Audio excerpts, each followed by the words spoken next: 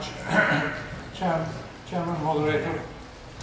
First of all, I want to thank the Director of the Escuela Diplomática for the hospitality you show to have us here, and also for the opportunity that has been given to have a dialogue between ourselves and you, the audience, about some of the most breathtaking and historic developments that have taken place and are taking place in the Middle East and North Africa. So much has to be said and can be said and has been said already about the theme that I don't want to duplicate my colleagues, and just want to add some brief reflections before opening up for discussion with the audience. Personally, I think that it's perhaps one of the most salient elements of the recent uprisings and the changes these have already begun to bring about in North Africa and the Middle East has been the role of communications technology, the internet and the social networks. The telephone, telegram, printing press of this generation, the public space of the 21st century, the space where power is today being sought and exercised by people. The speed with which the status quo has been challenged, and in some cases has already started changing in these countries, has been staggering. But I should add immediately that while the internet and social media have provided citizens with a way to connect with each other, to organize events, and to share information during the uprisings, the internet is not responsible for these revolutions. People are. Over the years, we have increasingly recognized the difference and complementary natures of government and civil society, and the way the two must interact in a truly democratic system. The people, though, has normally been thought to fall largely within the latter. That means within civil society. The topic I would like to focus on tonight is the role of people and of civil society in recent developments in the Middle East and North Africa, and the challenges ahead for both. Because everybody can see that a vital democracy needs a well-functioning civil society, needs freedom of association. Free elections are not sufficient. We need also a rule of law, and people have to be free in associating and organizing themselves in all kinds of organizations. Everything seems to indicate that we are witnessing a new wave of democratization. The Jasmine Revolution, the Arab Spring, or the beginning of an Arab democratic moment. The recent and current uprisings have been sparked by long unattended demands for reform and liberties in the midst of an increasingly difficult socio-economic environment and social tensions accumulated over years. The motor has been people power. In the case of Egypt, for example, driven largely by middle-class youth.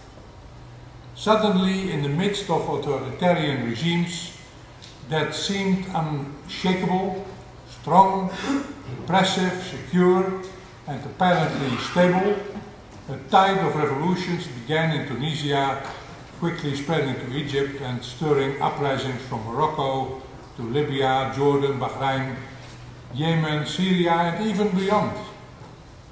Taking the Tunisian and Egyptian uprisings as a template, people are mobilizing to demand change. While a convergence of pro-reform, pro-freedom, pro-democracy ideals seem to have been aroused around the world as a result of events in North Africa, it appears to have been mainly citizens and not organized civil society that have joined forces against the backdrop of poverty and disenfranchisement to express their grievances, claim the expansion of their civil and human rights, and demand a change in political structures. Moreover, the movements that began in Tunisia and have so rapidly spread are both unique and related. While protesters in the various countries are very diverse in their backgrounds and goals, they are all linked by their desire to unshackle the change of authoritarianism that has long repressed them. They all share a desire for change, not slow, gradual reform, but rapid changes in political and power structures and in a state in which they have lost all confidence. It is still to be seen and will be essential for these individuals, initially brought together by a shared sentiment for change, to come together in an organized fashion to become that civil society that will be needed to balance and interact with government in open, free, and hopefully increasingly democratic systems in these countries.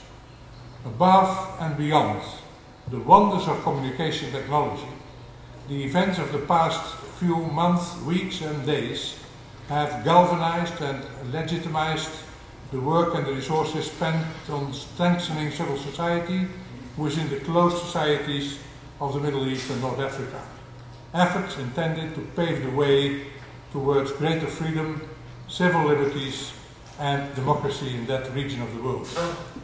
People and civil society have now spoken up and voiced their grievances, challenging and, in the case of Tunisia and Egypt, eventually toppling the regime, resisting in the case of Libya and Syria and Yemen, and persisting in several of the other countries.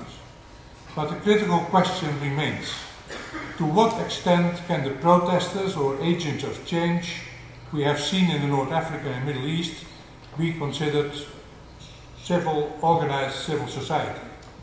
Organized enough to respond to the challenges ahead, to interact and mutually engage with government, and to play that role which we are all convinced civil society can and should play in a democratic transition and in a democracy?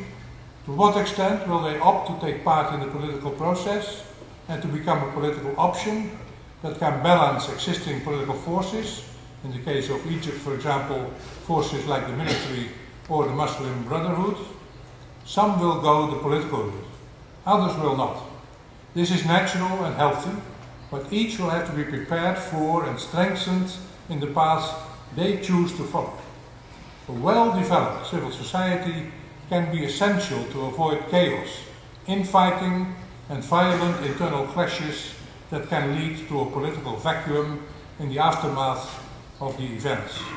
It also can serve to channel social demands towards more concrete political visions and institutions that can effectively implement much needed reforms and foster positive political challenges. Organized civil society and civil society dialogue is necessary in a democratic society, and even more so in a transition process during which, among others, they can help to shape the agenda during the transition, keep the momentum for change and democratic reform, help open spaces for sectors previously excluded, improve election systems literacy and electoral processes, support legislative reforms, develop and implement advocacy, monitoring and public awareness initiatives in a number of areas, ensure greater transparency and accountability on the part of decision makers, help to prioritize community needs, and engage with the private business sector to better link economic realities with the political reforms and policies being sought. These are but a few examples of areas where civil society can contribute in a democratic transition. Some of this is already beginning to happen in Tunisia and Egypt.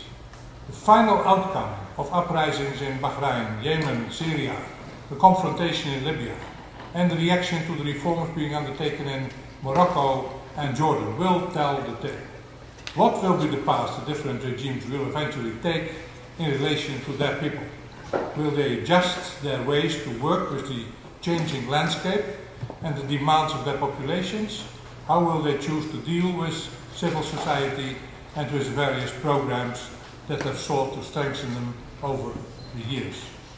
Much needs to be done to further commit these countries to a truly democratic transition process, and Europe, next to other stakeholders, should take an active role in supporting them. In this sense, the European Commission has already proposed that the commitment to adequately monitored, free and fair elections should be the entry qualification for participation in the Partnership for Democracy, as would closer cooperation within the ambit of the EU's foreign policy on security and in international fora on issues of common interest. On the civil society front, though, and recognizing that dialogue is necessary in a democratic society and for the promotion of inclusive economic development, the European Union also hopes to expand support through a civil society neighbourhood facility that will develop further the advocacy capacities of organizations. It will also be important to foster civil society coordination efforts in these countries, to scale up successful models, to compare best practices without demanding too much of organizations that are in many cases institutionally weak, and to create measures of sustainability, institutionally and financially. So helping civil society assume its role and live its mission in a democratic society will be an important litmus test for the transitions we have begun to see in North Africa and Middle East, and we should do everything possible to support this process. The Club de Madrid, that's our core mission, working for a democracy that delivers, can play a role and is prepared to play a role in supporting the transition process to democracies. Of course, we cannot impose solutions. The solutions have to be the ownership of the populations over there, but we can be of advice, we can help. We are non-partisan. Of course we are political, we are politicians, we are all politicians, but we are non-partisan and we can be of help there, as we have done in other parts of the world. So today in our meeting of the board and tomorrow we will discuss project proposals to be presented to the European Union and other international and regional donors to make that possible in order to really give the most wishful follow-up to what has happened and what is happening now in recent months and even today. Thank you very much.